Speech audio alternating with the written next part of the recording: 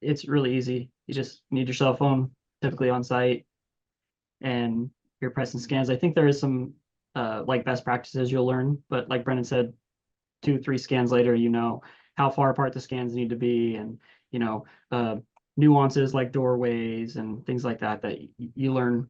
Hey, I need to scan right in this doorway so that I can capture the next section, and it tells you right on the phone whether the scan is syncing to the area and creating it all together. So it is very intuitive, very easy to learn. I don't think there's much learning curve on it at all.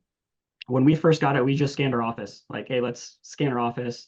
We have someone dedicated to doing scans for us, but we've also trained a lot of our project managers in case, because with only one person, we actually have multiple cameras across multiple job sites, not just one that gets scheduled, and actually across the country. So it's really easy to learn. It's easy to teach.